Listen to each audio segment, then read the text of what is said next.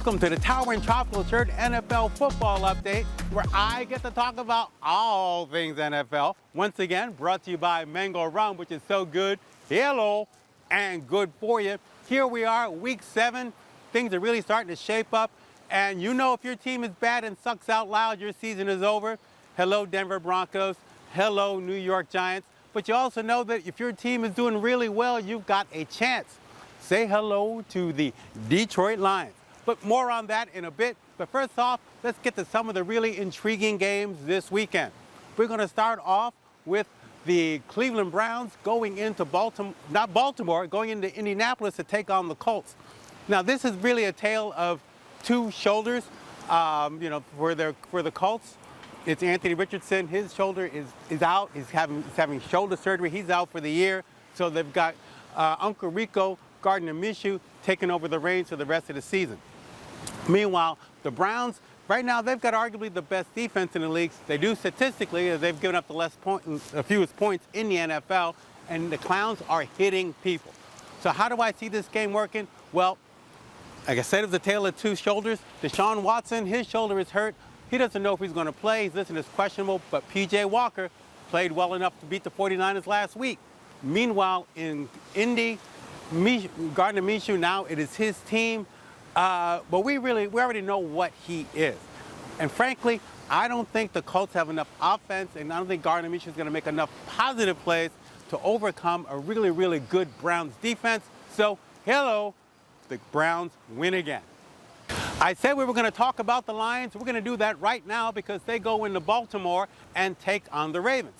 Right now, the Lions are rolling. Jared Goff is arguably the most unsung quarterback in the NFL right now, and their defense is better than expected. I mean, they just knocked off the Bucs on the road. Meanwhile, with the Ravens, they've had the lead in the fourth quarter of every game they've played, yet they've still lost 2 of those games.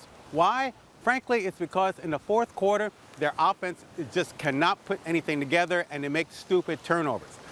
Ravens are really missing a quality running back, because when you got the lead in the fourth quarter, you should just be able to hand the ball off to a running back and thump people. But Lamar Jackson is still your best runner. So therefore, I think all those hits take a toll, and he winds up making silly decisions. How do I see this game going? I really like the Detroit Lions to win this one. I know they're going to be without running back David Montgomery, who's played very, very well this year.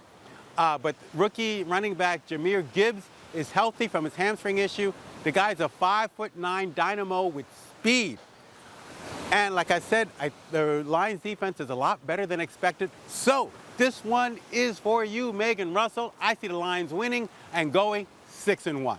Jumping over to the NFC South, we got a battle between the Atlanta Falcons and the Tampa Bay Buccaneers.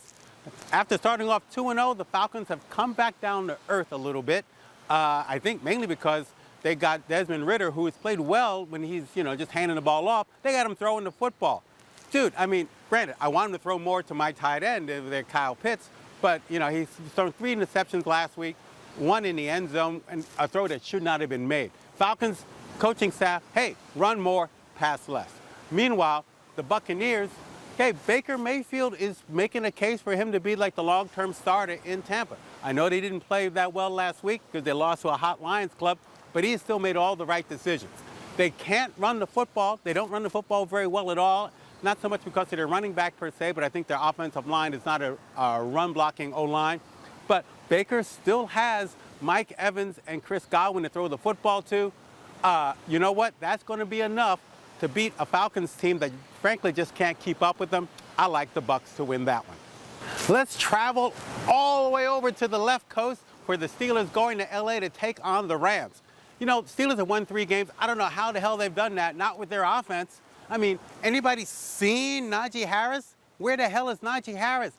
Matt Canada, your O-line, release Najee Harris from jail. But you know what? As long as you have T.J. Watt rushing the passer, you can wreck any offense. That's how they've won those 3 games. Meanwhile, L.A., they're going to be without their stud running back who came out of nowhere, Kyren Williams. He's out for a while with an injury, but they got Cooper Kupp back. And he hasn't missed a beat at wideout. Meanwhile, their rookie sensation, Puka Nacua, God bless you, have been a nightmare for opposing secondaries. How do I see this game going? Hey, when quarterback Matt Stafford has time to throw, he is lights out. So even when he gets pressured, he sucks. But if you can't pressure a guy 100% of the time, I think he's basically going to eat up that Steelers secondary. Steeler offense, not really sure what. Really? Somebody figure out what's going on. I know Sean Scarrett's sitting there like going, ah! How do I see this game going? I like the Rams to win. I like the Rams to win big, actually, because, like I said, Stafford and Cooper Kupp and Puka Nacua are just going to be way too much. So I like the Rams to win that one. Going to the game of the week, Sunday Night Football, we've got the Dolphins going into Philly to take on the Eagles. We know all about the Dolphins by now. I mean, we know they can score. They're a track team in cleats, in pads.